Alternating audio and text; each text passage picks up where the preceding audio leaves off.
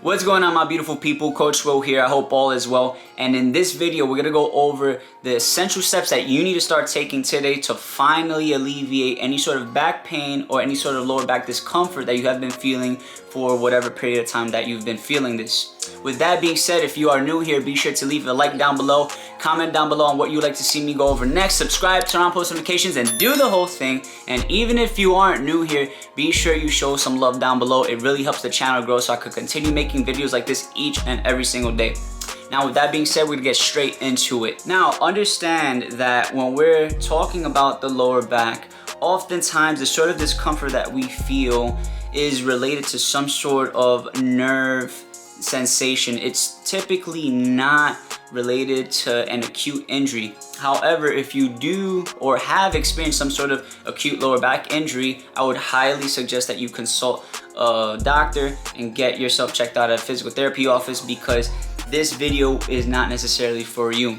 Now, if you're somebody who's experienced lower back or acute lower back pain over time, yet you've never really done anything to actually hurt your back, then this is the one for you. So understand that what leads to this sort of sensation is this lifestyle that we live. See, most of society lives a very sedentary lifestyle. Most of us are typically sitting down most of the day from 9 to 5, 8 hours just in a chair, in, you know, this all like bunched up and stuff, and it's not good for our bodies, not good for our posture, and it's certainly not good for our back. So understand that when we're talking about the lower back in particular, what causes us to feel this sort of discomfort in this area is usually a combination of having overactive muscles and underactive muscles from being in a sedentary position most of the time.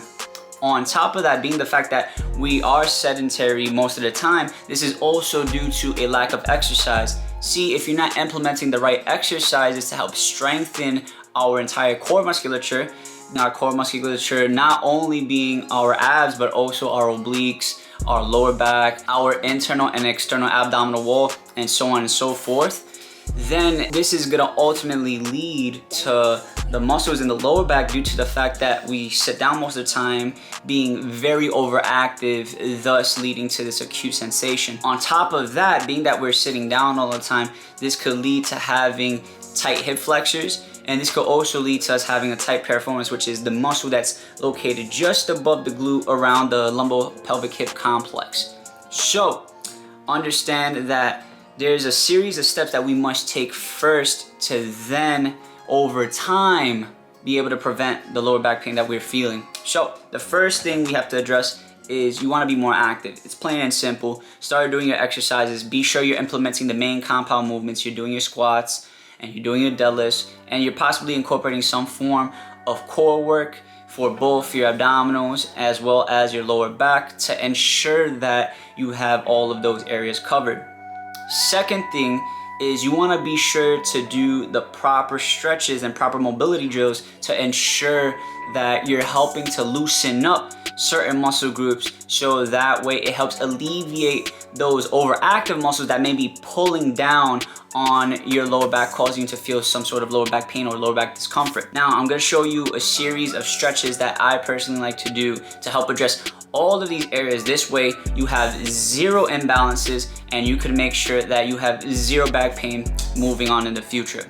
So with that being said, we're gonna get into the first stretch, and the first stretch is one of my favorite stretches, not only for the lower back but also the upper back as well as the shoulder girdle, and that is simply a dead hang. Through the dead hang, we are getting a form of spinal decompression. The way this spinal decompression is actually happening is due to the force of gravity being placed down upon us, as our hands are actually holding on to whatever bar that's suspended above us.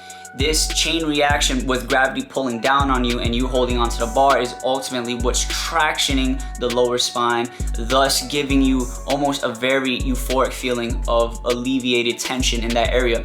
Not only does this help the lower back though, this also helps out a ton with the upper back as well as your shoulder girdle. So definitely give this one a try if you're really looking to just mobilize your entire torso, so that way you can help alleviate any sort of tension. The second one we're gonna get into is one of my personal favorites, and that is the standing pigeon stretch. The pigeon stretch allows us to do a multitude of things. One of the main things it allows us to do is create more external rotation at the hip joint, which oftentimes for many people, if you live a sedentary lifestyle, is very restricted. It also allows us to mobilize the ever so stubborn piriformis, which oftentimes is the main muscle group or the main culprit that tends to flare up the nerve endings in the lower back, thus causing that discomfort that you may be feeling. So the minute you start implementing the standing pigeon stretch, it will more than likely help alleviate some of that tension that you're feeling in your lower back. Thus, the more you do it over time, the better your lower back will feel in turn. The third stretch that I want to discuss is known as the world's greatest stretch, and it's known as the world's greatest stretch with good reason. See, this stretch allows us to mobilize the entire hip complex in two different positions. One with our leg being extended behind us, and then the other with our leg being bent and placed out in front of us. This position allows us to place our hips smack in the middle of our torso, which will then allow us to mobilize the hip flexor, as well as allow us to mobilize the psoas, allow us to mobilize the piriformis, and also allow us to mobilize a lot of the other musculature surrounding the lumbo-pelvic hip complex, which oftentimes can be very, very tight on certain individuals. And the minute that you do this stretch, you'll notice, or you may begin to notice that, man, I can't really get into the position, and a lot of reasons is because of the fact that you're just so tight in these areas that it may feel awkward at first. So if this is the case for you, I simply recommend just putting yourself in a position where the leg behind you is placed flat on the floor and you get the leg out in front of you just as far out as you can get it, and just focus on tightening the glutes and just pushing your hips down into the ground to then help mobilize those hips. And the last stretch that I want to go over with you guys is a nice and simple one, a deep squat stretch. Now keep in mind, notice in this clip here, I am focusing on holding some form of apparatus in front of me. This way I don't have to necessarily worry about how hard my legs are working and stabilizing that position. I could just focus on doing the stretch for my entire hip complex. From there, what I'm actually focusing on is pushing my knees outward to create some form of external rotation in my hips, which in return helps me get a little deeper into the seated squat position, which this deep position allows me to get some form of spinal decompression on my lower back. And as you already know from the first stretch that we did, spinal decompression unloaded is definitely the way to go. So basically in this position, just like the first stretch we did with the dead hang, we're letting gravity do its work to then little by little mobilize our body accordingly. And with that being said, my beautiful people, those are the key stretches that you need to be doing starting today, so that way you alleviate any sort of lower back pain and discomfort that you're feeling. Keep in mind that you need to do this regularly. So I highly suggest doing this every single day if you can, and then if for whatever reason you can't do it every single day, try to do it as often as you can.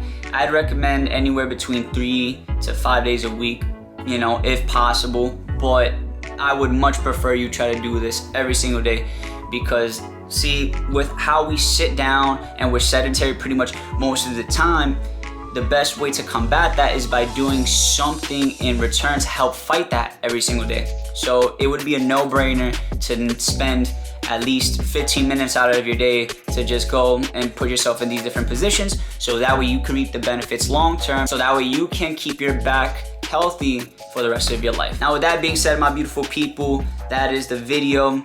If you liked the video, leave a like down below, comment, subscribe, turn on post notifications, do the whole thing. Let me know if there's anything else y'all want to see next. And with that being said, in Will We Trust? Until next time, my beautiful people.